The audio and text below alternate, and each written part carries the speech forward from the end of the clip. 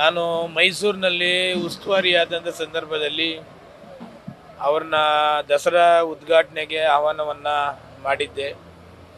ಅವಾಗ ರಾಜಕಾರಣಿಗಳು ದಸರಾ ಉದ್ಘಾಟನೆ ಆದರೂ ಮಾಡಿದಾರ ಹಿಂದೆ ಅಂತಕ್ಕಂಥದ್ದನ್ನು ನಾನು ಹೇಳಿದೆ. ಈಗ ನೀವು ರಾಜಕಾರಣಿಗಳಲ್ಲ, ಇವಾಗ ರಾಜಕಾರಣಿಯಿಂದ ದೂರ ಇದ್ದೀರಿ ಸರ್, ಅದರಿಂದ ತಾವು ಉದ್ಘಾಟನೆಯನ್ನು ಮಾಡ್ಬೋದು ಅಂಥೇಳಿ ಉದ್ಘಾಟನೆಗೆ ಒಪ್ಪಿ ಉದ್ಘಾಟನೆಯನ್ನು ಕೂಡ ಮಾಡಿದರು.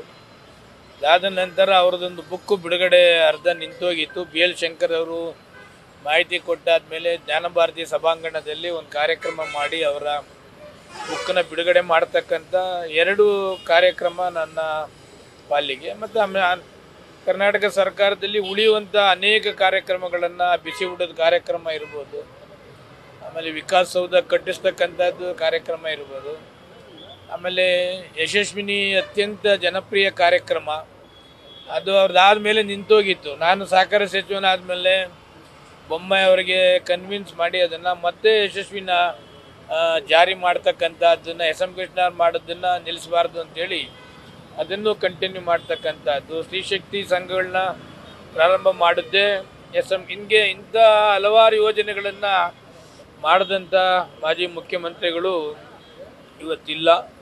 ಅವ್ರು ಮಾಡಿದಂಥ ಕಾರ್ಯಕ್ರಮಗಳು ಬೇಕಾದಷ್ಟಿದೆ, ನೆನೆಸ್ಕೊಳ್ತಕ್ಕಂಥದ್ದು ಇದೆ. ಒಬ್ಬ ಅಪರೂಪದ ರಾಜಕಾರಣಿ. ಇವತ್ತು ಅವರ ಆತ್ಮೀಯರಿಗೆ, ಕುಟುಂಬದವರಿಗೆ ಎಲ್ಲರಿಗೂ ಆ ಶಕ್ತಿಯನ್ನು ತಡೀತಕ್ಕಂಥದ್ದಕ್ಕೆ ಪ್ರಾರ್ಥನೆಯನ್ನು ಮಾಡ್ತೇನೆ.